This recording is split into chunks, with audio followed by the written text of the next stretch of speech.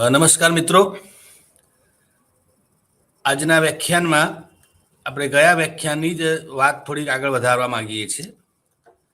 આજે જે વાત આપણે કરવી છે તે કે કાર્લ માર્ક્સના વર્ગ સંઘર્ષના સિદ્ધાંતની વાત આપણે ગયા વ્યાખ્યાનમાં કરી.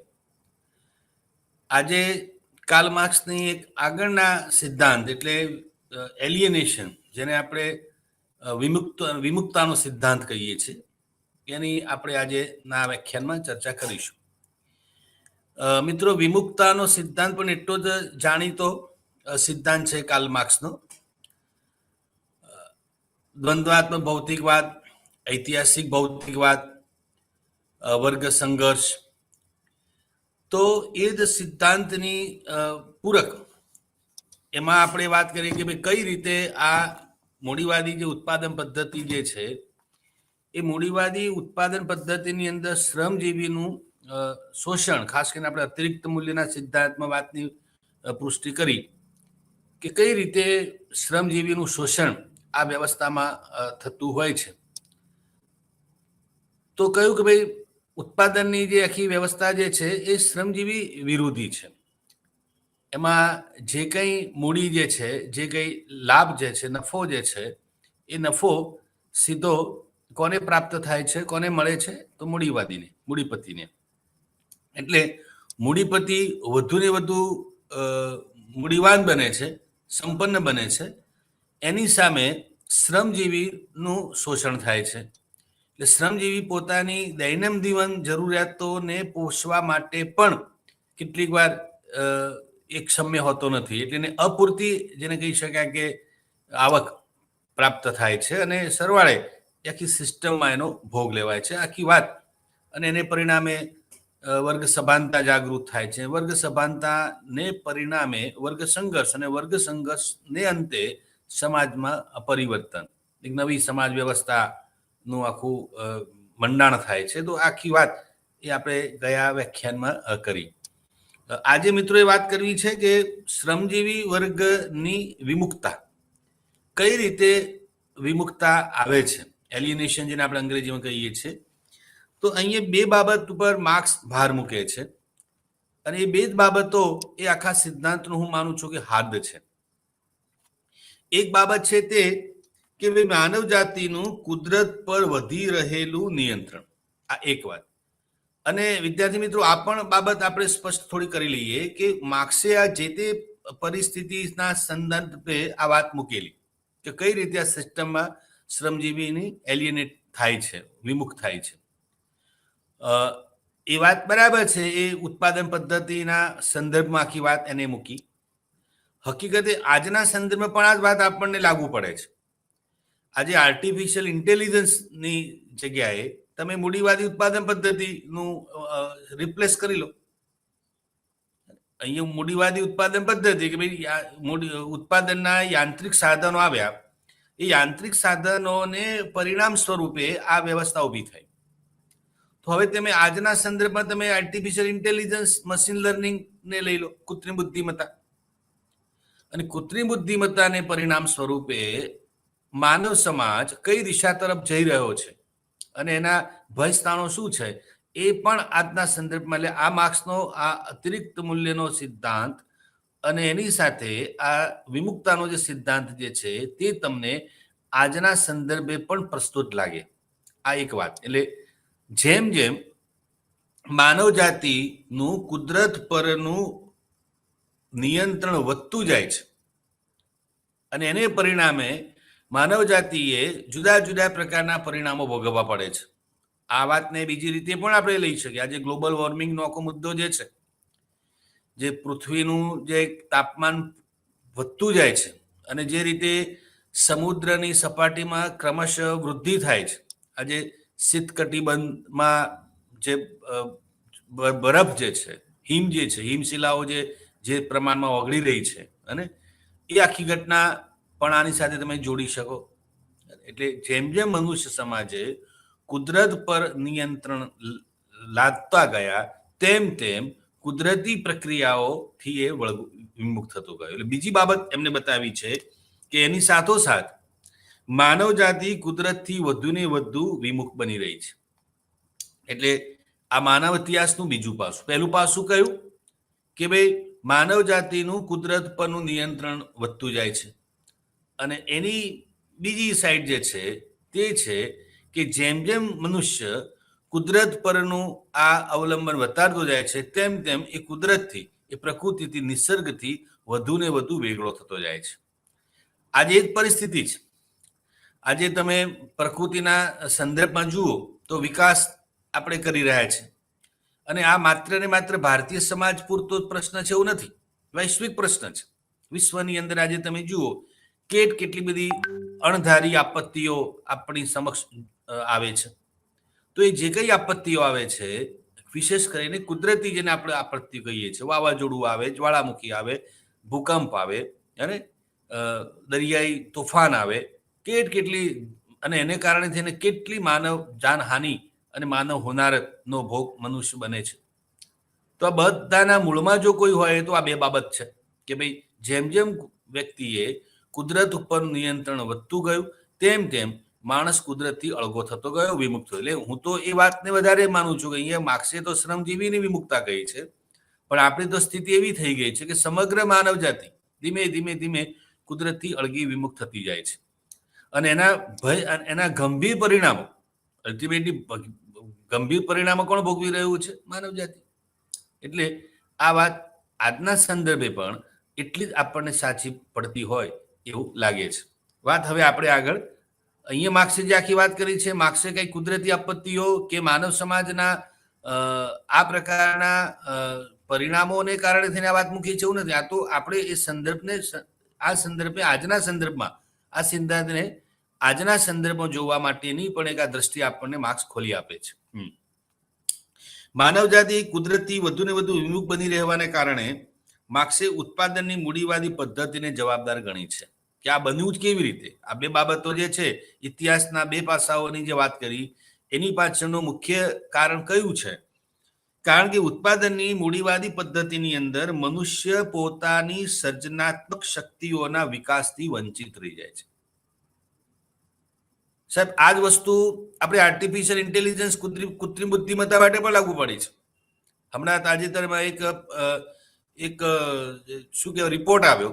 એ રિપોર્ટની અંદર એવું જાણવા મળ્યું છે કે ભાઈ હવે ધીમે ધીમે નોકરીઓ ઘટતી જાય છે, એટલે મહત્વની કહી શકાય તેવી નોકરીઓ હવે આર્ટિફિશિયલ ઇન્ટેલિજન્સ, કૃત્રિમ બુદ્ધિમત્તા, ChatGPT, જે કંઈ અત્યારે મશીન લર્નિંગ ને કારણે થઈને જોબ ઓછી થતી જાય છે, અને એની ચિંતા એ વિશ્વવ્યાપી છે.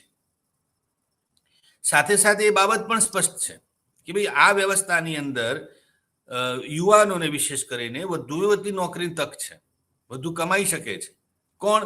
કે જેનામાં સર્જનાત્મકતા છે, એટલે જેનામાં ક્રિએટિવિટી જે છે, એ ક્રિએટિવિટી, નવું કંઈ નાવીન્ય જે છે કરવાની, એ વ્યક્તિઓ આ નવી વ્યવસ્થામાં યોગ્ય રીતે ગોઠવાઈ જશે. એટલે વાત અહીંયા છે, એટલે કે સર્જનાત્મકતા જે છે, એટલે મૂડીવાદી ઉત્પાદન પદ્ધતિ, અને આજે કોઈ પણ પ્રકારનું જે એલિયનેશન આવે છે, વિમુક્તા આવે છે, વિમુક્તાનું કારણ જે છે કે તમારી સર્જનાત્મક શક્તિ જેમ જેમ કુંઠિત થાય. હવે હકીકત એવી છે કે આજે જેમ કે સોશિયલ મીડિયા છે, કે આ પ્રકારની મેં કહ્યું તેમ કે ઓનલાઈન ની આખી જે વ્યવસ્થા જે છે, તો એ બંને વ્યવસ્થામાં મૂળ વાત શું છે કે બાળકોની, આપણે બાળકોના સંદર્ભે પણ આ વાત મૂકી શકીએ. બાળકો કે યુવાનો ની સર્જનાત્મકતાને આ પ્રકારની વ્યવસ્થા શું કરી દે છે? કુંઠિત. આ આજનો સંદર્ભ છે. માર્ક્સનો જે સંદર્ભ જે છે એ છે કે ભાઈ જે ઉદ્યોગો આવ્યા, તે ઉદ્યોગોને પરિણામે થયું શું? ટેકનોલોજીને કારણે ઉત્પાદન ક્ષમતામાં વૃદ્ધિ થઈ, એ તો બરાબર છે, પણ સાથોસાથ મનુષ્યને જે મહત્વનું જે કામ કરવાનું રહેતું હતું એ ઘટી ગયું, કારણ કે એને તો માત્ર ને માત્ર ઓપરેટિંગ સિસ્ટમનો હિસ્સો બની રહ્યું. મશીનને કેમ ચાલુ કરવું, મશીનને કેમ બંધ કરવું, એથી વિશેષ એની પાસે કોઈ કામગીરી રહી નહીં. એટલે એની જે સર્જનાત્મકતા હતી એ ધીમે ધીમે શું થવા માંડી? કુંઠિત થવા માંડી. આમ મૂડીવાદી ઉત્પાદન પદ્ધતિમાં મજૂરે પોતે સર્જેલા ઉત્પાદનથી, નંબર 1, ઉત્પાદનની પ્રક્રિયાથી, પોતાના વ્યક્તિત્વથી, અને છેવટ જતા સમગ્ર સમાજથી વિમુખ બની રહ્યો છે અને બનતો જાય છે. તો આ આખી ઘટનાને સમજાવવા માટે માર્ક્સે એલિયનેશનનો સિદ્ધાંત એ આપણને રજૂ કર્યો છે. માર્ક્સના મતે મૂડીવાદી સમાજની અંદર ધર્મ, રાજ્ય, અર્થવ્યવસ્થા જેવી મોટા ભાગની સામાજિક સંસ્થાઓ વિમુક્તતાની લાક્ષણિકતાઓ ધરાવે છે. જુઓ, એને માત્ર ને માત્ર શ્રમજીવી પૂરતી વાત સીમિત નથી રાખી. એને શું કહ્યું છે કે ભાઈ સમાજની ધર્મ વ્યવસ્થા, રાજ્ય વ્યવસ્થા, અર્થવ્યવસ્થા જે છે એ પણ લગભગ એમ માનો કે વિમુક્તતાની લાક્ષણિકતાઓ ધરાવે છે. માર્ક્સ પૈસાને માનવીના કાર્યથી અને માનવીના અસ્તિત્વ વિમુક્તના તરીકે જુએ છે. એવું કહે છે કે મૂડીવાદમાં પૈસો કે જે માણસનું સર્જન છે તે માણસ પર પ્રભુત્વ ભોગવે છે અને માણસ પોતાની પૈસાની શું કરવા માંડે છે? પૂજા. અને વિમુક્તતા માણસને પોતાની સામાજિક સંસ્થાઓ સાથે પણ ઘર્ષણમાં મૂકી દે છે. એટલે મૂડીવાદી ઉત્પાદન પદ્ધતિમાં મુખ્ય બાબત કઈ છે? પૈસો. આપણે વેબરની જ્યારે વાત કરીશું ત્યારે આ વાત બહુ સરસ એમાં સમજાવવાનો આપણે પ્રયત્ન કરીશું કે અલ્ટિમેટલી કેપિટાલિસ્ટ સોસાયટીની અંદર મુખ્ય બાબત જે છે, જે આખી વાત જે છે એ શું છે? પૈસા, નાણાંનું કેન્દ્ર છે. કેમ કરીને પૈસો પ્રાપ્ત કરવો, નફો કેમ મેળવવો, નફાનું વધુ નફામાં રૂપાંતર કેમ કરવું, આ બધી બાબત એટલે કહેવાય કે મની સેન્ટ્રિક આખી વાત છે. એટલે આપણે બધા જાણીએ અત્યારે મનુષ્ય જે છે પૈસો એનો પરમેશ્વર છે. અને એવું કહેવાય છે કે પૈસો મારો પરમેશ્વર, હું પૈસાનો દાસ. એટલે અત્ર તત્ર સર્વત્ર તમે જુઓ તો બોલબાલા કોની છે? પૈસા. જેની પાસે પૈસા છે એ વધુ મહત્વનો છે, એ સત્તાશાળી છે, ધનવાન છે, આબરૂદાર છે, ઇજ્જતદાર છે. જે શબ્દો તમે મનુષ્ય માટે બધાના કેન્દ્રમાં શું છે? પૈસો. અને જો તમારી પાસે પૈસો નથી તો તમે ઇજ્જતદાર પણ નથી, તમે આ પણ નથી, તે નથી. તમારું મૂલ્યાંકન જે છે કેવળ ને કેવળ પૈસાના આધારે થાય છે. જીવનના તમામ વ્યવહારો જે છે પૈસાથી થાય છે. એટલે પૈસો એ તમારા જીવન ઉપર શું કરી રહ્યો છે? કંટ્રોલ, અથવા તમને નિયંત્રિત કરતું કોઈ પરિબળ હોય તો પૈસો છે. અને વાત બિલકુલ સાચી છે. આજે બધા મોટા ભાગના માણસોના જીવનમાં તમે ડોક્યુ કરી જુઓ તો લગભગ એમના તમામ પ્રકારની ગતિવિધિઓ જે છે જીવનની, એનું સેન્ટર કોણ છે? તો પૈસો છે. તો એ વાત માર્ક્સે અહીંયા સમજાવવાનો પ્રયત્ન કર્યો છે. યસ, આ માર્ક્સે એલિયનેશનના વિચારે મૂડીવાદી ઉત્પાદન પદ્ધતિમાં મૂડીવાદી સમાજમાં આર્થિક વિમુક્તતા વ્યક્તિના રોજબરોજના જીવન વ્યવહાર પણ પ્રગટ થાય છે. આર્થિક સંઘર્ષ કેવી રીતે થાય છે? કે ધાર્મિક વિમુક્તતા ફક્ત માનસિક સભાનતા કે વ્યક્તિના આંતરિક જીવન પૂરતી સીમિત છે, જ્યારે આર્થિક વિમુક્તતા એ વ્યક્તિના વાસ્તવિક જીવનમાં વ્યક્ત થાય છે. પેલું બધું તો શું છે? ધર્મ તો તમે પરફોર્મ થાવ, આંતરિક જીવન સાથે જોડાયેલું છે. દૈનંદિન જીવન સાથે ધર્મ એ રીતે કઈ સીધું જોડાણ નથી. રિફ્લેક્ટ તમને કોણ કરે છે? આર્થિક બાબતો. એટલે આર્થિક વિમુક્તતા એ વ્યક્તિના રોજબરોજના જીવનમાં દ્રષ્ટિગોચર આપણને થતી જોવા મળે છે. આ માર્ક્સે એલિયનેશનનો વિચાર એ મૂડીવાદી ઉત્પાદન પદ્ધતિમાં વ્યક્તિના સ્થાને રાખીને કર્યો છે. કારણ કે મનુષ્ય વિશે માર્ક્સનો ખ્યાલ વિશિષ્ટ પ્રકારનો હતો. મનુષ્યની સુષુપ્ત અને ગુપ્ત શક્તિઓને અમર્યાદિત રીતે વિકાસ કરવા માટે માર્ક્સ એવું માનતા હતા કે મેન ઇઝ આ ઇન્ફિનિટી પ્રેડિક્ટેબલ. એટલે કે એવું પણ કહી શકે ભાલે માણસ એક મજૂરી કરતું પ્રાણી હોય પણ હંમેશા એ પરિસ્થિતિમાં રહેવાનું જરૂર નથી. એટલે મનુષ્ય તે એની પોતીકી વ્યવસ્થાઓ પણ હોઈ શકે. આપણે એક સમજ લઈએ કે સમજો કે કોઈ વ્યક્તિ કારખાનામાં કામ કરે છે. હવે કામ કરવું, હવે એ તો સ્વાભાવિક છે. પેલું સર્વાઈવલ ધ ફિટેસ્ટની વાત જે છે, અને કોઈ પણ મનુષ્યનો પ્રથમ પ્રયત્ન જીવન જીવવાનો તો હોઈ શકે. એટલે જીવન જીવવાનો મનુષ્યનો જે ઈરાદો જે છે ખોટો નથી, પણ એને કારણે થઈને એ વસ્તુ એના જીવન ઉપર પ્રભાવીપણું દાખવે છે, એ વસ્તુ ખોટી. એટલે દાખલા તરીકે હું તમને એવું કે મનુષ્યની સર્જનાત્મકતા, વિચાર અને ક્રિયાનું સર્વોચ્ચ સ્તર પ્રાપ્ત કરે છે, એટલે શક્તિ ધરાવે છે. પણ સમાજ વ્યવસ્થાનું વિશ્લેષણ કરવામાં માર્ક્સે મનુષ્ય વિશેના પોતાના ખ્યાલને હંમેશા પાયામાં રાખે. એટલે એનામાં ક્ષમતા છે, એનામાં પોટેન્શિયલ છે, વિચાર છે, ક્રિયા છે, બધું જ છે. એક હ્યુમન બિંગ તરીકે મનુષ્ય આ બધું જ કરી શકવા માટે ક્ષમતાવાન છે. પરંતુ એની આ આખી સર્જનાત્મકતાને કુંઠિત કરવામાં, એને એનો એનો એનો એને એને ડલ કરવામાં, એને ડાઉન કરવામાં મુખ્યત્વે રોલ કોનો રહ્યો છે? તો મૂડીવાદી ઉત્પાદન પદ્ધતિ, કે જેમાં એને આમાંનું કઈ વિશેષ કરવાનું રહેતું જ નથી. ટેકનોલોજી આવી એટલે શું થયું? હવે બરાબર છે, ઉત્પાદનના સાધનો બનાવ્યા કોણ? મશીન, મનુષ્ય. એટલે મનુષ્યને ભારે પડી રહ્યો છે એવું કહીએ તો ખોટું નથી. એટલે પેલું કહેવત છે ને કે ભાઈ, એક બાજુ મશીનો મનુષ્ય બનવા તરફ ગતિ કરી રહ્યા છે, અને એની સામે છેડે મનુષ્ય મશીન બનવા તરફ જઈ રહ્યા છે. આજે તમે આર્ટિફિશિયલ ઇન્ટેલિજન્સ અને આ પ્રકારની ટેકનોલોજીને કારણે તમે જુઓ કેટલા બધા રોબોટની બાબત, રોબોટિક સાયન્સ અને મશીન લર્નિંગ ને એઆઈ ને આ ચેટ જીપીટી ને જે કંઈ આ બધી બાબતોને આધારે તમે જુઓ તો મનુષ્ય એક નીરસ મશીન બનવા જઈ રહ્યો છે. અને સામે છેડે આ બધા જ મશીનો છે. આર્ટિફિશિયલ ઇન્ટેલિજન્સમાં શું છે? બધો ડેટા ઇનપુટ છે. એ કોઈ ચોક્કસ એનામાં કઈ સંવેદનશીલતા છે કે આત્મા છે કે જીવંત છે એવું તો છે નહીં. પણ મનુષ્યથી અધિક સારા કામ એ કરી રહ્યું છે. હવે તો એની અંદર આ પ્રકારની બાબતો પણ પૂછવાની પ્રયત્ન ચાલી રહ્યો છે. એટલે તમે એક બાજુ જુઓ તો આવા પ્રકારના મશીનો મનુષ્ય બનવા તરફની ગતિ કરી રહ્યા છે, અને સામે છેડે એને બનાવનાર મનુષ્ય જે છે એ કેવળ મશીન બની રહ્યો છે. એટલે આ વાતનો પ્રારંભ ભલે અત્યારે આપણને જોવા મળે છે, અત્યારે આપણે બધા એ વસ્તુને પ્રતીતિ કરીએ છીએ. ખાસ કરીને મેં કહ્યું ને કે ભાઈ સોશિયલ મીડિયા અને આ બધી બાબતોને આધારે તમે એની પ્રતીતિ કરો છો. આજે જુઓ કેટલા બધા વ્યવહારોમાં મશીનો આવી ગયા છે. ઘરકામની વાત હોય, ઓફિસમાં હોય, એકાઉન્ટિંગની વાત હોય, તમે વ્યવહારમાં જુઓ તો. એટલે એ રીતે મનુષ્યનું મોટા ભાગનું કામ હવે તો ગાડીઓ અને ડ્રાઈવરલેસ કાર અને ડોક્ટરો અને બધી બાબતો, કેટલી બાબતોમાં તમે મશીન લર્નિંગ અને આ એઆઈ ની વાત મૂકી શકો છો. અને બહુ વ્યવસ્થિત રીતે સિસ્ટમ ચાલી રહી છે. કઈ કોઈને કોઈ તકલીફ પડતી જ નથી. ઓન ધ કોન્ટ્રી પહેલાના કરતા ઉત્પાદન સારું, ગુણવત્તા વાળું અને વધારે મજબૂત બની રહ્યું છે. એટલે એ દ્રષ્ટિએ મનુષ્યની ખપ જે છે, રિક્વાયરમેન્ટ જે છે એ ઘટતી જાય છે કેટલાક ફિલ્ડમાં. તો એ શું સૂચવે છે કે ભાઈ એક સમય જે મનુષ્ય, અને બીજું 100 થી 500 અનેકોનું કામ એક કરી રહી છે વ્યવસ્થા. પહેલા શું હતું કે કોઈ કામમાં અનેક લોકોની મદદની જરૂર પડતી.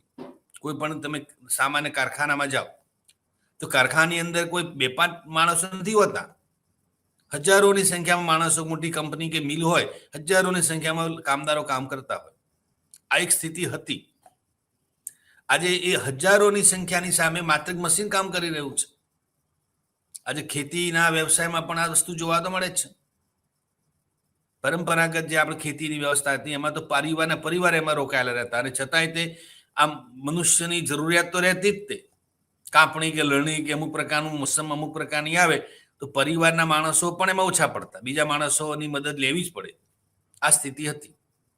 એની સામે આજે તમે જુઓ તો કેટલો બધો લેઝર ટાઈમ લોકોને મળે. નવરાશનો સમય જેને કહીએ આપણે, સોશિયોલોજીમાં આખી એક બ્રાન્ચ વિકસી રહી છે કે લેઝર સમય, એટલે નવરાશનો, હળવાશનો જેને કહી શકાય, એમાં એની આખી વ્યવસ્થા બદલાઈ રહી છે. પણ સમય વધારે સ્પેર ટાઈમ જેને કહીએ કે ભાઈ પહેલા તો કેવા ગામડામાં કહેવા નહીં, મરવાનો પણ ટાઈમ નથી. પણ હવે તો એટલો ટાઈમ છે કે આપણને મનુષ્યોને હવે શું કરવું એ મોટો ઇસ્યુ છે. કારણ કે અમે કહ્યું તેમ ખેતીવાડીમાં પણ ટેકનોલોજી આવી ગઈ છે. પહેલા તો સવારે વહેલી પરોઢે 4-5 વાગે ઉઠે, ખેતરમાં જાય, પાણી કાઢે, પાણી પીવડાવે પાકને, કેટલી બધી માત્ર કામ. અને 5-6 વાગે તો વહેલી પરોઢે કોષ કે રેટ કે મશીનો ચાલુ થઈ જાય. 10 વાગે તો એ ખેડૂત જે છે એ પેલા બળદોને છોડી દેતો, કારણ કે મનુષ્યને, પ્રાણીને મોટી શક્તિ છે, એનો કેટલી હદે ઉપયોગ કરી શકો તમે. એ ખેડૂત આજની સ્થિતિએ થાકતો નથી, કારણ કે થાકવાનો કોઈ મુદ્દો રહેતો જ નથી. હવે એને તો માત્ર ને માત્ર મશીન સાથે કામ લેવાનું છે, એ ટ્રેક્ટર સાથે કામ લેવાનું છે, એને થ્રેસરની સાથે કામ લેવાનું છે, એને મોટર, વિદ્યુત મોટરની સાથે કામ લેવાનું છે. કેટલી બાબતોની સગવડો આવી ગઈ છે. એટલે હવે આમ પેલું શારીરિક શ્રમ કહી શકાય એવું તો લગભગ હવે બહુ રહ્યું જ નથી.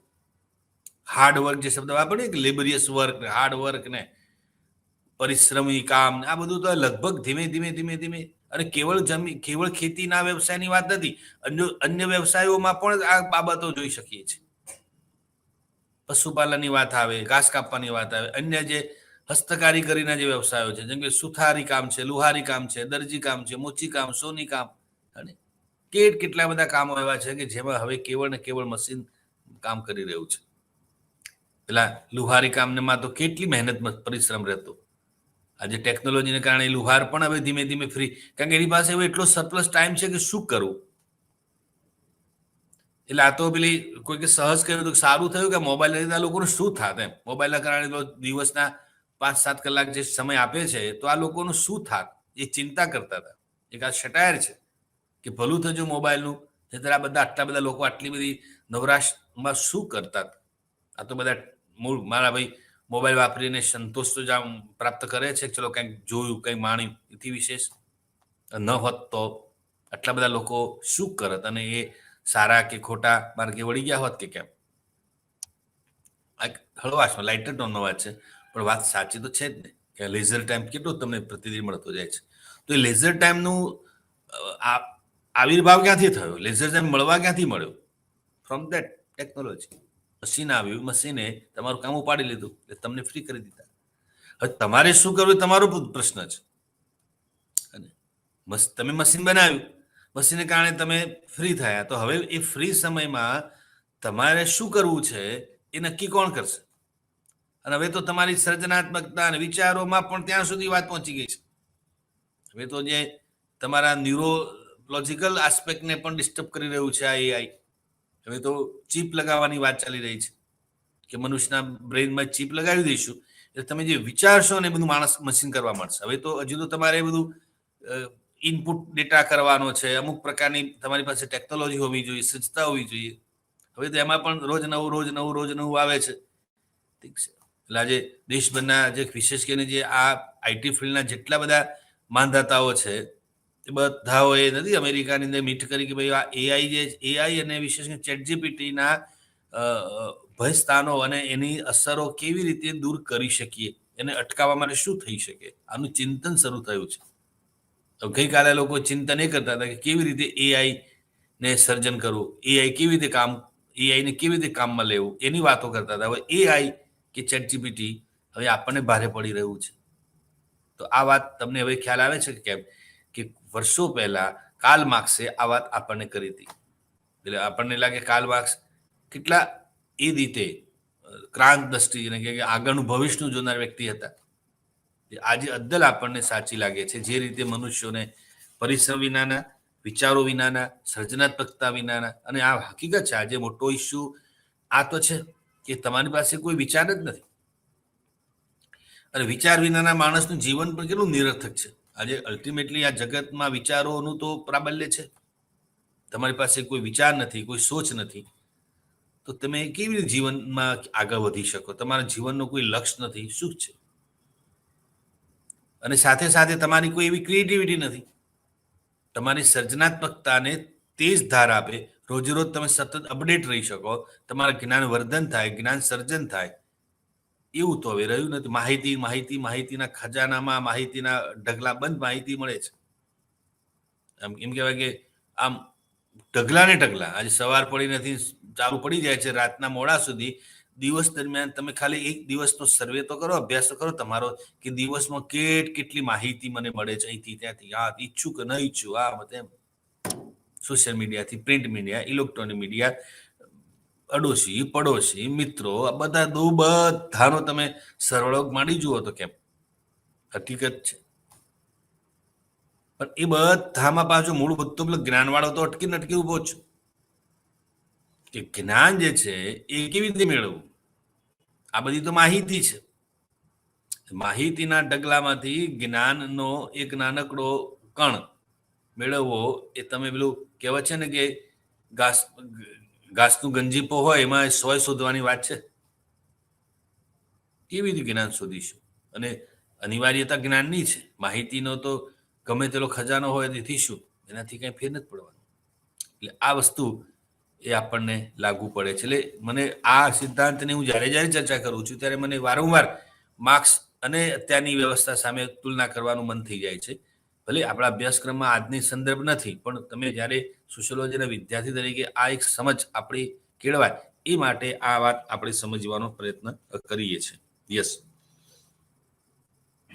આગળ માર્ક્સના મતે માર્ક્સે કહ્યું છે કે વર્ગ વ્યવસ્થાવાળા મૂડીવાદી સમાજની અંદર ઉદ્ભવતી સામાજિક પરિસ્થિતિ મનુષ્યની ગુપ્ત શક્તિઓને વિકસાવવા દેતી નથી.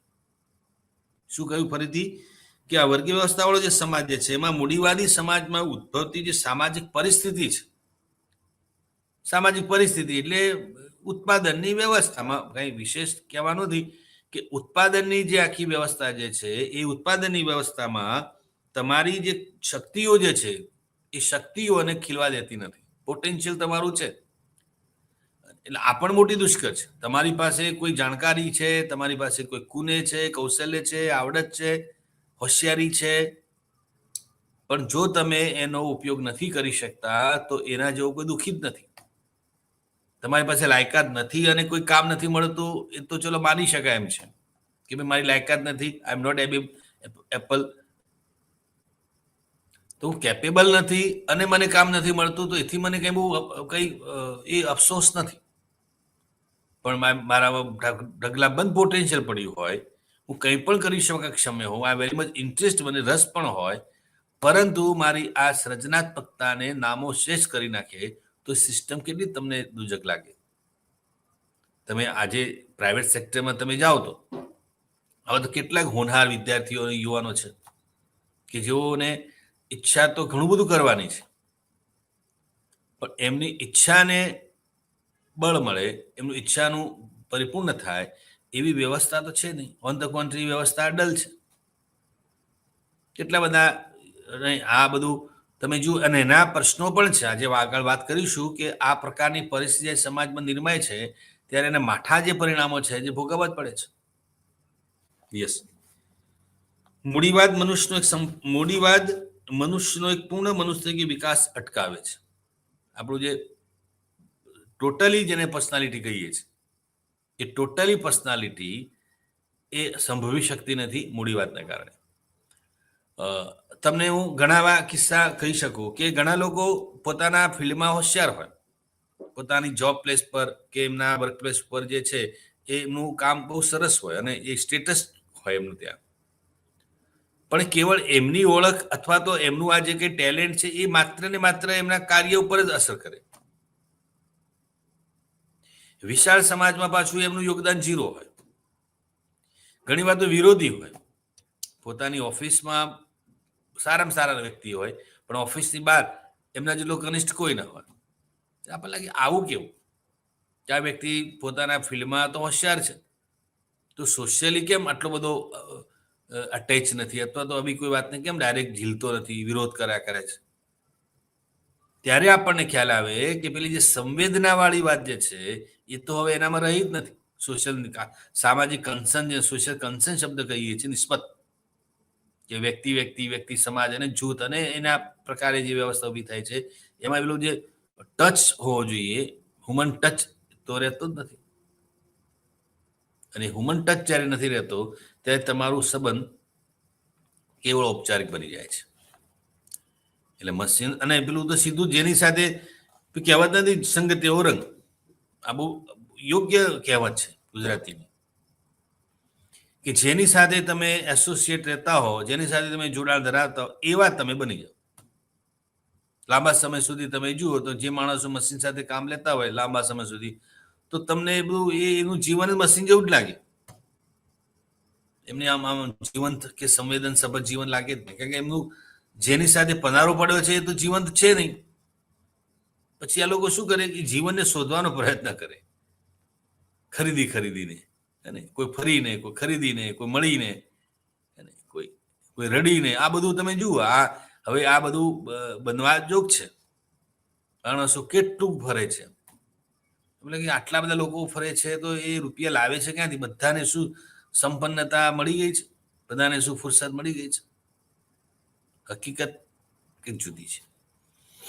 હકીકત શું છે કે મનુષ્ય પોતાના જીવનને શોધવાનો આ રીતે કે ભાઈ ચલો ને નથી ફોર ચેન્જ, મિત્રોને મળી આવું, ફલાણાને મળી આવું, ઠીકણી જગ્યાએ જઈએ, આ બધું કરવાનું કારણ શું છે કે પેલી રૂટીન લાઈફમાંથી એને ક્યાંક બ્રેક લેવો છે.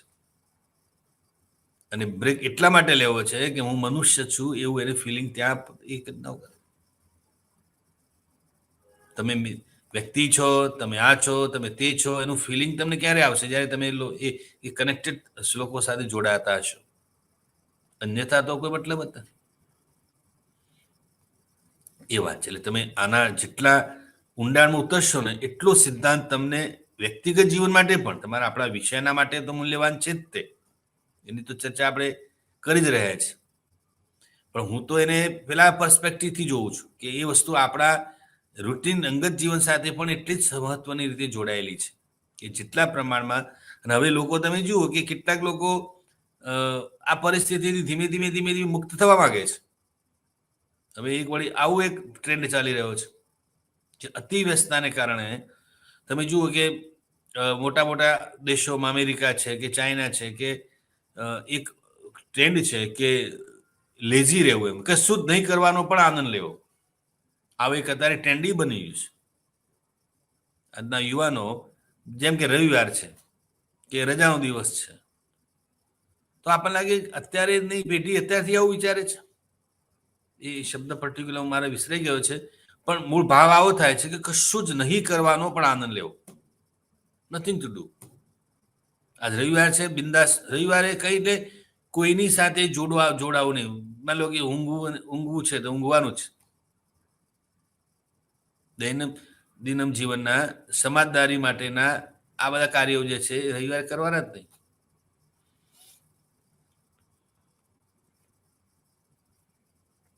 એટલે આ વસ્તુ બને ક્યારે, આ પરિસ્થિતિ નિર્માય છે ક્યારે, કે જ્યારે તમે એના એક અતિરેકમાં આવી ગયા છો. કેટલો બધો અતિરેક, મશીન 8 9 9 10 12 કલાક સુધી તમે કોઈ મશીન સાથે આટલે રીતે કામ કરો તો અલ્ટિમેટલી તમારામાં પણ એ જ ભાવ ઉભો થઈ જાય જે મશીનમાં છે. સુસ્તતા, કોઈ પ્રકારની એ નહીં તે નહીં, ડલનેસ લાગે તમે તો કેટલું બધું એ કઠિન લાગે આપણે જીવન. તો માર્ક્સે તો એ સમયે મૂડીવાદી વ્યવસ્થા જે ઉત્પન્ન થઈ, ઉત્પાદન પદ્ધતિના સાધનો બદલાયા, એ સમયે માર્ક્સે તો કહ્યું હતું. પણ આજના સંદર્ભમાં એ વાત એટલી જ સાચી આપણને માલુમ પડતી જોવા મળે છે. આગળ, મૂડીવાદ મનુષ્યનો પૂર્ણ મનુષ્ય તરીકે વિકાસ કરવા માટે અવરોધ બને છે. બીજી એક મહત્વની વાત જે છે, એટલે એટલું નહીં પણ એક પ્રાણી તરીકે મનુષ્યની કેટલીક મૂળભૂત જરૂરિયાતો જેવી કે ચોખ્ખી હવા, ખોરાક, જાતીય જીવન વગેરેના સંતોષથી પણ મનુષ્ય વંચિત રહે છે. આ એટલું જ સાચું છે. ક્યારેક મુંબઈમાં, ક્યારેક દિલ્હીમાં, ક્યારેક કલકત્તામાં આટો મારીએ તો આપણને આ વાતનું ફિલિંગ આવે. એ વાત બિલકુલ સાચી છે કે શુદ્ધ હવા, ખોરાક અને અંગત જીવન જીવવાની પણ મુશ્કેલીઓ પડે છે. શુદ્ધ હવાનો મુદ્દો કેટલો બધો ગંભીર છે આજે દુનિયામાં. કેવળ આપણા દેશમાં જ મુશ્કેલી છે એવું નથી. આ મુદ્દાઓ બધે લાગુ પડે છે, કારણ કે પરિસ્થિતિ બધે સરખી જ છે. અને ઓન ધ કોન્ટ્રી ત્યાંથી ઔદ્યોગિક ક્રાંતિ, તો આપણે ત્યાં ઔદ્યોગિક ક્રાંતિના પરિણામો તો પછી આપણે ત્યાં આવ્યા. શરૂઆત તો ત્યાંથી થઈ, ઇંગ્લેન્ડ અને ઔદ્યોગિક ક્રાંતિ કેટલા બધા. એટલે તમે જુઓ, એક સમયે જે લોકો ભૌતિક સમૃદ્ધિને શિરોમાન્ય માનતા હતા, ભૌતિક સંસ્કૃતિ મહત્વની છે એવું માનની ચાલતા, એ લોકો આજે આધ્યાત્મિકતાની ખોજ પરત વળે છે. કેટલા બધા લોકો આજે તમે જુઓ કે દેશમાં યોગ અને પ્રાણાયામને આખો, હવે તો એક નાવ વન કાઇન્ડ ઓફ ઇન્ડસ્ટ્રી.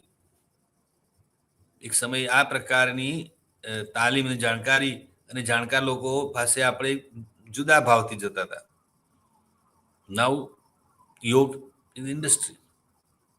એટલા વિશ્વભરમાં આજે યોગની મહત્વ, 21 જૂને આપણે વિશ્વ યોગ બનાવીએ છીએ, પણ એની બોલબાલા વિશ્વભરમાં કેટલી વધી ગઈ છે અને દિન પ્રતિ વધી રહી છે. એવું નથી.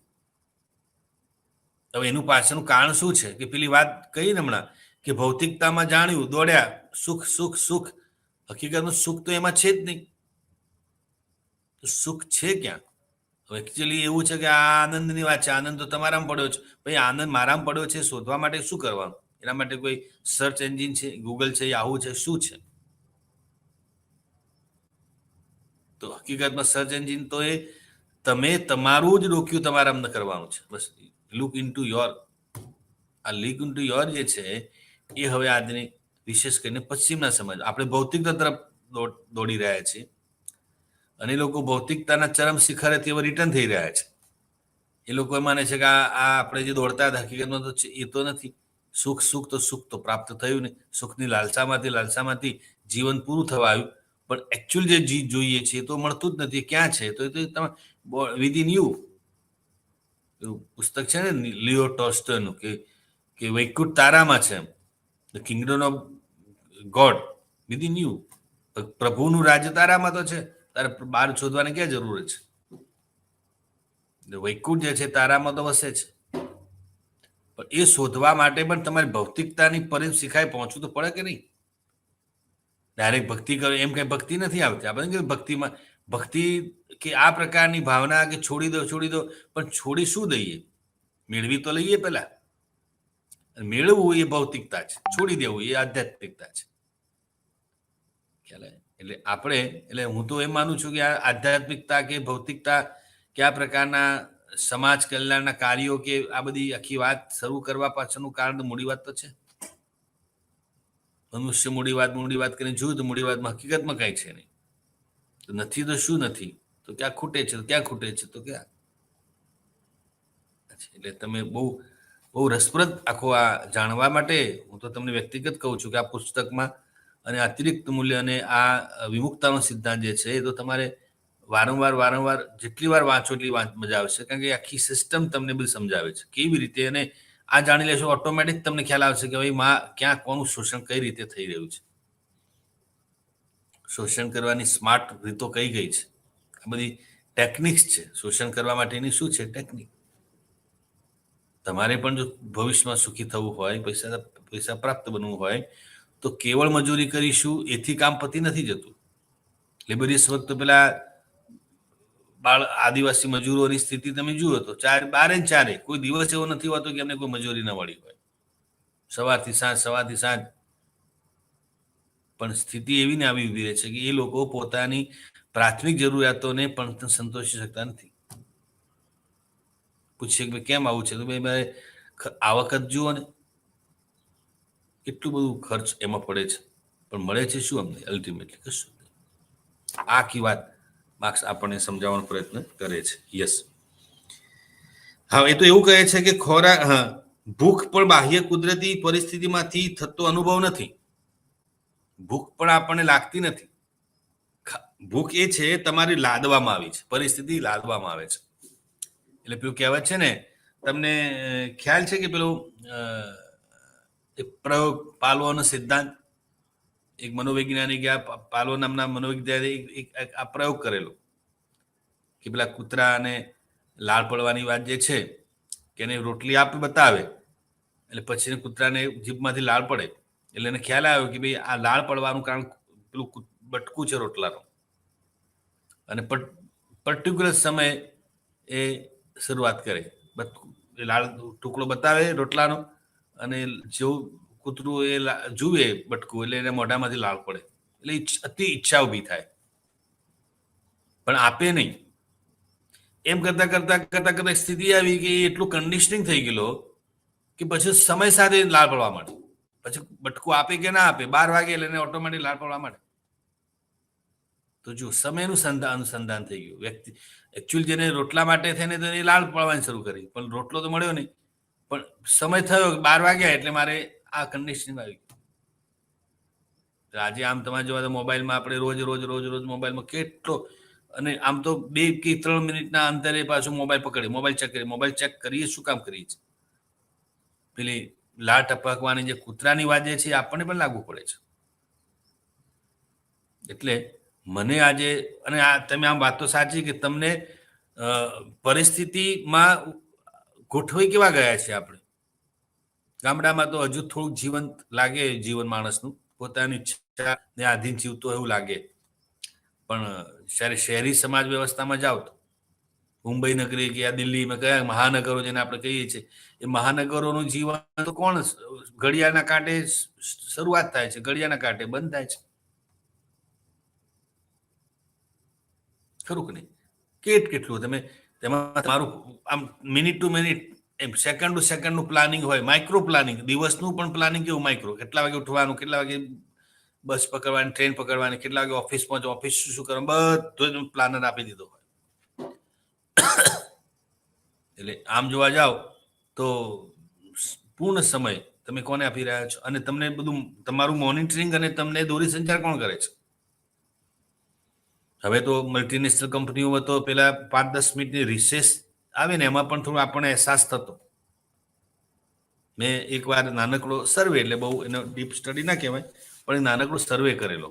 સર્વેમાં એવું કરેલું કે ખાસ કરીને આ કોર્પોરેટ ઓફિસની અંદર જે યુવાનો નોકરી કરે છે એ લોકો રિસેસ દરમિયાન આ મોટી સંખ્યામાં નીચે કોર્પોરેટ ઓફિસની આજુબાજુ જે ખાણીપીણી બજાર હોય કે પાનનો ગલ્લો હોય ત્યાં ભેગા થાય. એ અડધો પોણો કલાકનો જ મુદ્દો હોય, અને એમાં એ લોકો ચા પીવે, નાસ્તો કરે, અને કેટલાક તો સિગરેટ પીવે.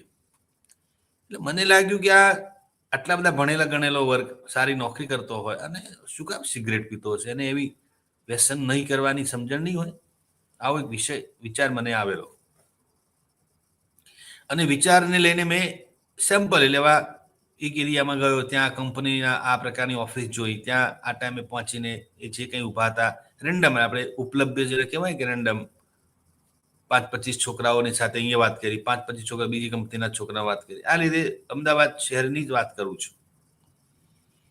એટલે છોકરાઓને પૂછતો હું, એ યુવાનોને, કે ભાઈ બરાબર છે તમે જોબ કરો છો, ત્યાં રિસેસનો બ્રેક છે, પણ તમે આ ખાસ કરીને સિગરેટ પીવો છો એ કંઈ મને રૂચતું નથી, કંઈ મને એ અનુકૂળ નથી આવતું કે તમે તમારા જેવા યુવાનો અને કેટલું નુકસાન કરી છે શરીરને એ જાણતા હોવા છતાં પણ તમે આ વ્યસન કરો છો. આ વિશે આ મારી એક હાઇપોથેસિસ હતી. મિત્રો, તમને નવાઈ લાગશે જાણીને, એ લોકો એવું કહ્યું કે ના, વી નો વેરી વેલ, અમે બધું જાણીએ છીએ કે આ it's very much harmful for body, પણ અમને અત્યારે એવું લાગે છે કે very much beneficial for body. કે આ સિગરેટ કે આ જે ચા જે છે એ અમારા માટે વ્યસન નથી, અમારા માટે ટોનિક છે, સોશિયલ ટોનિક. આ બાને નીચે ઉતરીએ. સિગરેટ હવે મારે ત્યાં છે ઘણા ચા પણ પીતા નથી, સિગરેટ હવે એ તો સાવ મશીન જેવા થઈ ગયા છે, નીચે પણ ઉતરતા નથી. રિસેસમાં પણ એ જે કાંઈ અડધો કલાક રિસેસ એમાં પણ મચ્યા રહેતા હોય છે, ક્યાં જે નીચે ઉતરવું. પણ એમનું પર્સનાલિટી, એમનું વ્યક્તિત્વ, એમનું ઓવરઓલ પરફોર્મન્સ જુઓ તો અમારા કરતા પણ ડલ છે. કારણ કે અમે કેવળ મશીન નથી, એમ મનુષ્ય પણ છે, અને મનુષ્ય જે છે એ પ્રસન્નતા જીવનમાં જોઈએ એવું અમે ફિલિંગ કરીએ છીએ, માટે થઈને વી ડુ ધીસ પ્રેક્ટિસ. ખ્યાલ આવ્યો? એટલે આ વસ્તુ બહુ તમને આમ સારી પણ લાગે છે, પણ અને આ કિસ્સાઓ વધતા જાય છે જેમ જેમ તમે માણસો વ્યસ્ત બને છે. તમે અમદાવાદ શહેરમાં નીકળો રાત્રિના સમયે, કેટલા નવજુવાનો બધા રાત્રિના મોડા સુધી હાઈવે પર, ગાડીમાં, પાર્કમાં, બગીચામાં, ઠેક ઠેકાણે બધા બેઠા હોય છે. કોઈ સિગરેટ પીવે છે, કોઈ ચા પીવે છે, કોઈ એનાથી થોડી અધિક આ ડ્રિંક્સ પણ લે છે, ડ્રગ્સ પણ લે છે. હવે ડ્રગ્સનું પ્રમાણ પણ વધતું જાય છે. આ પણ એક ગંભીર મુદ્દો ઊભો થયો છે કે યુવાનોમાં જે ડ્રગ્સનું પ્રમાણ વધતું જાય છે, એમાં એક કારણ આ પણ બહાર આવ્યું છે કે ભાઈ વધારે પડતી વ્યસ્તતામાં માણસને આમ ક્યાં જવું અને એવું તો શું કરવું કે મારા મનને પ્રસન્નતા મળે. આ મનની પ્રસન્નતા માટે વ્યસન માણસો કરે છે. ક્ષણિક આવેગો ને ભૂલી જવાની વાત છે. પેલા દારૂ પીવે એટલે માણસ દારૂ પીવે એટલે શું થાય, ક્ષણિક ભારે પોતે શું છે ભૂલી જાય. બસ એ ભૂલવા માટેની આ કોશિશ છે. હું અત્યારે જે છું, મશીન જે છું, અને બીજું કેટલી બધી દુનિયાભરની અપેક્ષાઓ સિસ્ટમ લાદતી રહી છે મનુષ્ય પર. કોલેજમાં જાઓ તો અપેક્ષા જુદી, તમે બજારમાં જાઓ તો એ અપેક્ષા જુદી, ઓફિસમાં જાઓ તો એ અપેક્ષા જુદી. અલ્ટિમેટલી એક મનુષ્ય કેટલા લોકોની અને એની પોતાની અપેક્ષાઓ હોય તો એનો હિસાબ જ નથી. બધાના મૂળમાં શું છે કે અપેક્ષાઓનો સંકુલ, અને જ્યારે એ અપેક્ષાઓ પાછી યોગ્ય રીતે, યોગ્ય માધ્યમથી ફૂલફિલ નથી થતી, ત્યારે કેવળ ફ્રસ્ટ્રેશન, કેવળ હતાશા, નિરાશા, ઉદાસીનતા, અને ઉદાસીનતા, નિરાશામાંથી નીકળવા માટે કંઈક તમારી પાસે રસ્તો છે તો એ રસ્તો શોધી લીધો. આ પ્રકારનો વ્યસનો કરવાના, આ મોબાઈલ, સોશિયલ મીડિયામાં અતિરેક ઉપયોગ કરવો એ it's not good sign for human being. પણ છે, આ વાસ્તવ આપણે સ્વીકારવું રહ્યું. તો એ આખી ઘટના માર્ક્સે બહુ પહેલા, તો હું તમને અત્યારની વાત કરું છું, અને એ દ્રષ્ટિકોણથી આપણને લાગે કે માર્ક્સનું કહેવું એ એકદમ જેને કહી શકાય કે સમાજ વ્યવસ્થાને અનુરૂપ અને પરફેક્ટલી બંધ બેસે છે. યસ, હવે મૂળ વાત કરીએ કે વોટ ઇઝ એલિયનેશન, કે આપણે આ કોને વિમુક્તા કહીશું, કોને આપણે એ વાત આજે પૂરી કરવી છે. તો માર્ક્સે એલિયનેશનનો જે અર્થ આપ્યો છે તે એલિયનેશન થી વિમુક્ત થવું. ટુ એલિએટ નો અર્થ એવો થયો કે છોડી દેવું, ગીવ અપ કરવું. કોઈ એક પરિસ્થિતિથી માણસોને વંચિત રાખવા. અમુક પરિસ્થિતિ અમુક વસ્તુથી નથી કીધું વંચિતપણું, એનાથી વેગળાપણું, વંચિતપણું દૂર રાખવું. એ આ પ્રકારની પરિસ્થિતિને આપણે વ્યક્તિને તેના સ્વથી વેગળો કરી દેવો, આ પણ એક બહુ મોટી વાત છે. વ્યક્તિને પોતાના સ્વથી બહાર ધકેલી દેવો, એ સ્વથી દૂર કરવો, આ પણ એક છે. મિલકતનું વિમુખ થવું, એટલે કોઈ પણ પરિસ્થિતિ, વ્યક્તિ કે સંબંધોમાંથી વ્યક્તિનું અળગાપણું થવું, વ્યવસ્થામાંથી નીકળી જવું, અથવા તો એ પરિસ્થિતિ એક એવી નિર્માય છે કે જેમાં વ્યક્તિ આ પ્રકારની સંવેદનાની કોઈ અનુભૂતિ કરતી જ નથી. આ પ્રકારની પરિસ્થિતિ સમજાવવા માટે માર્ક્સ વિમુક્તાનો સિદ્ધાંત રજૂ કરે છે. એટલે અંગ્રેજીમાં જેને આપણે એલિયનેશન કહીએ છીએ, અલગતા, વિમુક્તા, અને જે કંઈ તમારે શબ્દો, પણ મોટે ભાગે આપણે વિમુક્તા અને એલિયનેશન સાથે બંધ બેસતું જોવા મળે છે. શું કારણો છે આના? કયા કયા પાસાઓ કયા કયા છે એલિયનેશનના? એક છે તે માણસે પોતે જ સર્જેલી ઉત્પાદન વસ્તુઓથી વિમુક્તા. આ મુખ્ય વાત છે. સોરી,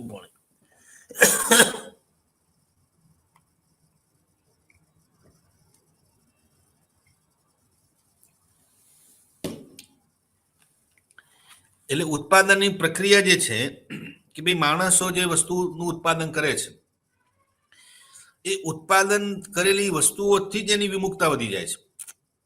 એટલે ઉદાહરણ તરીકે આપણે કહીએ કે કોઈક વ્યક્તિ પોતાના જીવન નિર્વાહ માટે કંઈક સાધનોથી મનુષ્યનું વિભાજન થતાની સાથે જ એ વિમુક્તાની પ્રક્રિયાનો પ્રારંભ થઈ જાય છે. એટલે મૂડીવાદી ઉત્પાદન પદ્ધતિમાં લોકોને પોતાની મિલકતથી વિમુખ કરી નાખવામાં આવે છે. આથી ભૂખમરાથી બચવા માટે માણસને પોતાનો શ્રમ એ મૂડીવાદી ઉત્પાદકને વેચવાની શું પડે છે? ફરજ. એટલે આગળના આપણે અતિરિક્ત મૂલ્યના સિદ્ધાંતમાં જે કહ્યું ને કે તમે પછી તમારા મશીનમાં એટલા માટે ઉત્પ્રોત થઈ જાઓ છો કે તમે જ નથી રહેતા. એટલે પહેલા તો માણસ પોતે સર્જેલી ઉત્પાદન વસ્તુઓથી પણ વિમુક્ત, એટલે એને પછી ઉત્પાદન વસ્તુઓથી કંઈ એટલું બધું અટેચમેન્ટ હોતું જ નથી. એ તો પાર્ટ ઓફ ધીસ. જે વસ્તુ બનાવતો હોય જરૂર નથી વસ્તુ ભોગવતો હોય. પેલી કહેવત છે ને કે જે પેલી ખાંડની બોરી ઉપાડનાર ખાંડની બોરી ખરીદી શકતો નથી ક્યારેય, પણ બહુ સાર્થક વાત છે. અને જે ખાંડની બોરી ખરીદી શકે છે એ એનામાં એવી ક્ષમતા નથી હોતી કે ખાંડની બોરી ઉપાડી શકે. એટલે શ્રમિકનો શ્રમ અને મૂડીવાદની મૂડી, અને ધીમે ધીમે એને પોતાને એવું થાય છે કે હું આનાથી કેટલો વેગળો જઈ રહ્યો છું, કેટલો બધો વિમુખ જઈ રહ્યો છું. પેલા કાપડની દુકાનમાંથી કાપડ તૈયાર કરતી વ્યક્તિ ક્યારે પોતાની કંપનીનું કે પોતાની મિલનું કાપડ પહેરવા માટે ક્ષમતા ધરાવી શકતો જ નથી. એને પોસાય જ નહીં, એને પરવડે જ નહીં. એને કહીએ કે ભાઈ તમારી કંપનીનું કાપડ તમે કેમ નથી પહેરતા, તો તરત એનો વળતો જવાબ શું હોઈ શકે? ભાઈ એ કંપની જે કાપડ તૈયાર કરે છે એની કિંમત જે છે એ એટલી ઊંચી હોય છે કે અમે પોતે ખરીદી શકતા નથી બજારમાંથી. એટલે એ વસ્તુ સાથે એમનું કોઈ એટલું બધું લગાવ નથી હોતો. મેં પેલી તમને વાત કરી હતી ને કે પેલા અમારા ગામમાં પેલા પુંજીમાં છે, એ કપડાં પહેરેલી કોઈ વ્યક્તિ હોય એને જુએ તો એનો આનંદ સમાય નહીં. આપણને લાગે છે કે ભાઈ એ પોતે શું કામ આટલો આનંદમાં આવી જાય છે? કપડું કોઈકે પહેર્યું છે, એનો આનંદ તમને આટલો બધો કેમ છે? પછી આપણને ખ્યાલ આવે કે આનંદ એમનો એ છે કે ભાઈ મારા બનાવેલા કપડામાં તમે કેટલા સુંદર લાગો છો, એ તમારી સુંદરતામાં હું જવાબદાર છું. માટે આમ તો પાર્ટિસિપન્ટ, તમારા આનંદમાં, તમારા ઉત્સાહમાં, તમારા પ્રસંગમાં મારું પણ કેટલું બધું યોગદાન છે. આવું ફિલિંગ એને થતું. આ કેમ થતું? કારણ કે આખી ઉત્પાદનની પ્રક્રિયામાં નકશીક અને અથતયથી જોડાયેલા રહેતા. હવે એની સ્થિતિ જુદી છે. હવે તો મજૂરે કે શ્રમજીવીએ એ સીધી રીતે એ ઉત્પાદન કરવાનું રહેતું જ નથી, સિવાય મશીને ઓન ઓફ કરવાનું. એટલે પહેલા ધીમે ધીમે એ ઉત્પાદનની જે વસ્તુ જે છે કંઈ એનું એવું લાગતું નથી કે મેં બનાવ્યું.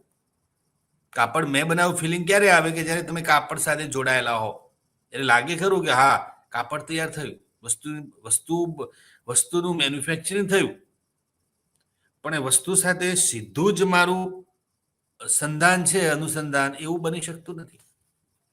એક વાત. બીજું છે કે ઉત્પાદનની પ્રક્રિયાથી મજૂરની વિમુખતા, કે આખી પ્રક્રિયા જે છે એ પ્રક્રિયા પણ ધીમે ધીમે ધીમે ધીમે પેલા શ્રમજીવીને વિમુખ બનાવી દે છે. એટલે ઉત્પાદનની મૂડીવાદી પદ્ધતિમાં મજૂર ઉત્પાદનની ચીજ વસ્તુઓથી જ નહીં પરંતુ ઉત્પાદન પ્રક્રિયાથી પણ વિમુખ બને છે. અને ઉત્પાદનની પ્રક્રિયા પર કે પરિણામ પર મજૂરનું કોઈ નિયંત્રણ હોતું નથી. એ ઈચ્છે કે લાવ આજે ઈચ્છા છે કે હું ન કામ કરું, આમ કામ કરું, એવું શક્ય બનતું નથી. પેલી જે વ્યવસ્થામાં એવું હતું કે સમજો કે તમે જાતે કામ કોઈ કરો છો, તો તમે આજે ઈચ્છા તમારી નથી માનો કે કામ કરવાની, તો શું કે નથી આજે મારે કામ પર જવું, અથવા આજે આ પ્રકારની વસ્તુ મારે બનાવવી નથી, યુ ફ્રી ફોર ધેટ. આમાં તો એ અવકાશ છે જ નહીં, એ પ્રકારની ચોઈસ તમને છે જ નહીં. તમારે તો મશીનમાં આ મશીન પર બેસવાનું જ છે. એટલે એ બહુ મોટી વાત છે કે પ્રોસેસ જે છે એ પ્રોસેસમાં તમારું પોતાનું કોઈ યોગદાન જ નથી પ્રકારનું કે તમે ફિલિંગ કરી શકો. એમાં જ લખ્યું છે કે શ્રમ એક વિમુખ પ્રવૃત્તિ બની જાય છે. માલિકી હક હોતા નથી, કશું જ તમે એમાં તમારું ધાર્યું કશું જ કરી શકતા નથી. આથી તેનો શ્રમ એક વિમુખ એલિયનેટ એક્ટિવિટી બની જાય છે. આનું કારણ કેવળ એ નથી કે પોતાનું જીવન રેડ્યું છે એવું ઉત્પાદન ગુમાવે છે, પણ આનું કારણ એ છે કે આખી ઉત્પાદન પ્રક્રિયા મજૂરથી વેગળી બની જાય છે. એટલે આખો વ્યવસ્થા જેવી છે કે માણસ ધીમે ધીમે એટલે નીરસ, એને બધું બનતું લાગે, થતું લાગે, પણ પોતે શું એમાં નીરસ. પોતાની અને સ્ટેજ તો એવું આવે કે પોતાની જાતથી પણ ધીમે ધીમે એવું બની જાય નીરસ. એને પોતાના મન માટે કઈ એવી લાગણી જ ન હોય, કારણ કે એમનું મશીન સાથે સતત કામ કરતા કરતા એને એમ લાગે ભાઈ આ બધું બરાબર છે, પણ અલ્ટિમેટલી મને તો આમાં તો સીધો લાભ તો કઈ છે જ નહીં. અને છેલ્લું આવે છે કે પોતાના સમાજથી પણ આ શ્રમજીવી વેગળો બની જાય છે, અળગો બની જાય છે. સમાજ સાથે એનો કોઈ નાતો ના હોય. એ પેલું મશીનનું આખું જે કેવું કામ હોય, તમે ઘણી વાર આ મુંબઈમાં વિશેષ કરીને તમે કદાચ જુઓ મુંબઈની જીવનશૈલી, જે લોકો હવે એ વાત હવે મોટા બીજા શહેરોમાં પણ ચાલુ પડી ગઈ છે. પહેલા એટલે બધું તમને ટાઈમ ટુ ટાઈમ બધું લાગે, પણ ઠીક છે ટાઈમ ટુ ટાઈમ લાગે એ કંઈ સારું નથી પરિસ્થિતિ. વહેલા ઉઠવાનું, આ જ ટ્રેન પકડવાની, ત્યાં કામ કરવાનું, પાછા આવવાનું, એટલે તમે પેલા મશીનનું કેમ રોબોટ ચાલતો એ સ્થિતિમાં લાગે. એવું કોઈ જીવંતતા નહીં, ઉત્સાહ નહીં, આનંદ નહીં.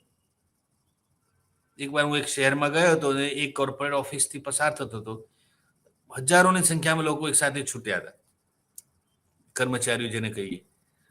તો એ જે ચાલતા હતા ને એની ઝડપ જ જુદાર હતી. એમ લાગે કેટલે કોઈ ધીમો ચાલે જ નહીં. આપણે કે શું હવે અત્યારે હાલ સમય પૂરો થયો છે, પછી ખ્યાલ આવ્યો કે એટલા માટે ઝડપી ચાલે છે કે એમને હવે કોઈ ચોક્કસ જગ્યાએ સમયસર પહોંચવું પડશે. ચોક્કસ જગ્યાએથી ચોક્કસ પ્રકારની ટ્રેન પકડશે તો કઈ ચોક્કસ સમય ઘરે પહોંચશે. એટલે સહેજ ઝડપ, એટલે જો ધીમી ચાલ ચાલ્યા તો એ જે સમયને ટ્રેન પકડવાની હોય ટ્રેન ન પકડી શકે. એટલે તમે જુઓ કે એમની ચાલ પણ ઝડપી છે. સવારે આ નોકરી આવતા હોય ત્યારે પણ સ્થિતિ, છૂટ્યા હોય ત્યારે પણ સ્થિતિ.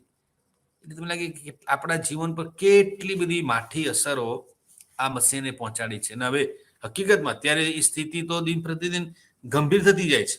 હવે તો એ સ્થિતિ ક્યારે અટકી જશે એનું કોઈ આપણને, અને હવે અટકવાનું તો નામ નથી. હવે કેમ કરીને એની પરિસ્થિતિમાંથી આપણે મુક્ત થઈએ એ વિચારણા માગી લેવો મુદ્દો છે, પણ હવે એ સ્થિતિ શક્ય બનતી નથી. કારણ તો આપણે કહ્યું કે ભાઈ આ બધી પરિસ્થિતિ જે નિર્માઈ, એ નિર્માવાના કારણો કયા છે? તો આ તો છે કે ભાઈ શું થશે. અને ધીમે ધીમે ધીમે ધીમે આ મશીન લર્નિંગ, મશીનોનું અને ઘટવાની જગ્યાએ તો વધી રહ્યા છે. કેટલા મોટા પ્રમાણમાં ઉદ્યોગોનું પ્રમાણ, અને પાછી એ જરૂરિયાત તો છે. તમે ઉદ્યોગોની બાબતમાં તમે એવું કહો કે આવા પ્રકારના મશીનો ન બનાવવા જોઈએ, મશીનોનો પ્રભાવ ઘટાડવો જોઈએ, એ પણ શક્ય નથી, કારણ કે એ હકીકતમાં એ છે કે એના વિના તો ઉત્પાદન પ્રક્રિયા કેવી ધીમી પડી જશે. હવે તો માત્ર ટેકનોલોજી કેવળ કોઈ એક વ્યવસાય પૂરતી સીમિત છે એવું તો નથી. હવે વાત તો હવે મેં હમણાં કહ્યું ને, ખેતીવાડીના વ્યવસાયમાં પણ જોવા મળે છે. એવું એક પણ ફિલ્ડ એવું નથી કે જ્યાં ટેકનોલોજીનો ઉપયોગ ન થતો હોય. હવે તો પેલી ખીલી મારવા માટે કે હથોડી નહીં પણ રહી નથી, કરવત પણ નહીં નથી, બધા જ ઇલેક્ટ્રિક સાધન. એટલે એક બાજુ આપણને સારું લાગે કે કેટલી સગવડ આ લોકો માટે થઈ ગઈ છે. પેલો દરજી આખો દિવસ બિચારો સંચા ઉપર ફક્ત આમ કરે, કેટલું એને થાક લાગતો. હવે તો કેવળ એક સ્વિચ દબાવવાની હોય છે અને મશીન ચાલ્યા કરે છે. એ રીતે લુહારની સ્થિતિ હતી, એને બદલેથી લોકો મશીન સાથે કામ લે છે. પણ હકીકતમાં કામ લે છે તો પછી એ સર્જનાત્મકતા છે ખરી? પેલા કુંભાર દિવાળીના દિવસે કે નવરાત્રીના ટાઈમે કોડિયા આપવા આવે, માટીના બીજા વાસણો આપવા આવે, કેટલો બધો એને અંદરથી આનંદ થતો કે મારું કોડિયું. હવે તો એ પોતે એક ટ્રેડર બની ગયો છે, કારણ કે હવે એને ખબર છે કે આ પ્રોસેસમાં હું તો કંઈ છું જ નહીં. આઈ એમ જસ્ટ ઓનલી ટ્રેડ. હું તમને ખાલી હેન્ડઓવર કરું છું, આ વસ્તુ મેં તમને આપી અને મને હવે કિંમત આપો, કારણ કે મશીનો જ કરે છે કામ. એટલે આ આખી વાત. હવે એ વસ્તુને હવે એનું પરિણામ શું આવશે? પરિણામ તો એ આવશે કે હવે આપણે બધા જ એ દિશા તરફ જઈ રહ્યા છે કે નીરસ અને શોધીએ છીએ, વલખા મારીએ છીએ. આટલા બધા મનોરંજનના સાધનો, આટલી તમે જુઓ લોકો ફરવા જાય, બધા અલ્ટિમેટલી એ જવાનું નિમિત્ત માત્ર શું છે કે ક્યાંક પેલું ફિલિંગ કરાવવું છે કે આમ ધ હ્યુમન બિંગ, મારી પણ એક સંવેદના છે. આ બધી બાબતો એ ડોક્યુ કરે છે એના જીવનમાં તો છે ખરી, પણ એવું હકીકતમાં જોવા મળતું નથી. એટલે આ બાબત પણ આપણને સ્પર્શે છે. ઉપાય શું બતાવ્યો? આપણે વાત કરી કે ભાઈ આ છે, તો શું માર્ક્સે શું ની વાત કરી છે? તો માર્ક્સે અગેન પેલી વાત પર ભાર મૂક્યો, સામ્યવાદની સ્થાપના, કે આ બધું થઈ શકે, મનુષ્યને આ પ્રકારની પરિસ્થિતિમાંથી બહાર લાવી શકાય. કે માર્ક્સે કેવળ પ્રશ્નોની ચર્ચા નથી કરી. પ્રશ્નો છે તો એને કહ્યું જ કે ભાઈ આ પ્રકારની પરિસ્થિતિ સમાજમાં ઊભી થઈ છે, કયા કારણોસર થઈ છે એ પણ એને બતાવ્યું છે. કેવળ પરિસ્થિતિનું વર્ણન કર્યું છે એવું નથી. કેવા સંજોગો ઊભા થયા અથવા એવી કઈ સિસ્ટમ ઊભી થઈ છે કે જેને લઈને આવા પ્રકારની, જેને આપણી ભાષામાં જેને સમસ્યા કહીએ, એ સમસ્યા ઊભી થઈ છે. પણ એ સમસ્યાનું યથાઉચિત સમાધાન શું છે? કેવા પ્રકારના પગલાઓ, કેવા પ્રકારનું કેવા પ્રકારની જે કહી શકાય કે નિવારણની સિચ્યુએશન થઈ શકે, તો ઉકેલવા કેવા ઉકેલો ઉભા કરી શકાય. તો એ ઉકેલમાં માર્ક્સે પહેલી વાત કરી છે કે ભાઈ સામ્યવાદની સ્થાપના એક અને માત્ર એનો ઉકેલ છે. બીજી વાત એને કરી છે કે વર્ગ સંઘર્ષની જે સ્થિતિ છે એ ઓછી કરી દો. વર્ગો હશે, હેવ અને હેવ નોટ વાળા વર્ગોને મોટે ભાગે એ ઉત્પાદનના જે સાધનો જે છે, એ ઉત્પાદનના સાધનોની જે વેગવંતી પ્રક્રિયા જે છે એને પણ મંદ કરવી જોઈએ. સર્જનાત્મકતાને ટકાવી છે, મનુષ્યનું મનુષ્યત્વ ટકાવવું છે, તો તમારે મનુષ્યને મશીનની દિશા તરફની જે ચાલ છે એ ચાલને તમારે એની દિશા બદલવી પડશે. અને જ્યાં સુધી મનુષ્ય એ મશીન બનવાની પ્રક્રિયામાંથી મુક્ત નહીં થાય ત્યાં સુધી એને પેલું ફિલિંગ જે છે એઝ અ હ્યુમન બિંગ એ આવવાનું શક્ય નથી. ને થશે એવું તો એને ભવિષ્યમાં એવું કહ્યું હતું કે આ પ્રકારની પરિસ્થિતિ વર્ગ સંઘર્ષને કારણે વર્ગ સભા, એ વાત પાછી ફરીથી એની એક, પણ સાચું કહીએ તો માર્ક્સની આ બધી વાતો આમ લાગે સાચી, પણ માર્ક્સે જે અનુમાન કર્યા હતા, જે ભવિષ્ય બાકી હતું સમાજ માટે, એમાંનું થયું નથી. એટલે ક્યાંક માર્ક્સનો અતિરેક પણ જવાબદાર છે, અને એમાં કેવળ ને કેવળ આ જ પરિસ્થિતિ માટે થઈને જ આ બધું જવાબદાર છે એવું કહેવું પણ અતિશોક્તિપૂર્ણ છે. પણ ટૂંકમાં માર્ક્સના તમામ સિદ્ધાંતોમાંથી આપણને આ વસ્તુ સપાટી પર આવે છે કે મૂડીવાદી ઉત્પાદન પદ્ધતિના કેન્દ્રમાં ભૌતિક રચના, આર્થિક બાબત છે, અને આર્થિક રચનામાં મનુષ્યનું કઈ રીતે શોષણ થાય છે, ખાસ કરીને શ્રમજીવીનું, અને સમાજમાં કેવા પ્રકારની વર્ગોની વ્યવસ્થા છે, અને વર્ગોમાં અલ્ટિમેટલી એનું શું છે હેતુ, એ હેતુ બહાર આવે છે, અને એને પરિણામે સમાજમાં, અને છેવટે માર્ક્સ આશાવાદી તો છે જ, અને આશાવાદ એમનો પ્રબળ હતો. એમને કહ્યું કે સમાજમાં પરિવર્તન આવશે જ, અને પરિવર્તનનું કારક કયું કયું છે એમને સંઘર્ષ. કોન્ફ્લિક્ટ થિયરી એમની જે છે એ તો છે કે કોઈ પણ સમાજમાં પરિવર્તન આવવું સહજ આવવું જ પડે, પણ પરિવર્તન માટેનું જવાબદાર પરિબળ કોઈ કયું છે તો એમને શું કહ્યું છે? સંઘર્ષ. અને સંઘર્ષ માટેનું કારણ કયું બતાવ્યું છે? શોષણ. શોષણની પરિસ્થિતિ માટે જવાબદાર કયું કયું છે? ઉત્પાદનના સાધનોમાં આવેલો બદલાવ. તો અહીંયા આપણે મિત્રો કાર્લ માર્ક્સ વિશેની જે કઈ વાત કરવાની હતી એ આપણે પૂરી કરીએ છીએ. નવા વ્યાખ્યાનમાં નવા સમાજશાસ્ત્રીની વાત આપણે વાત કરીશું.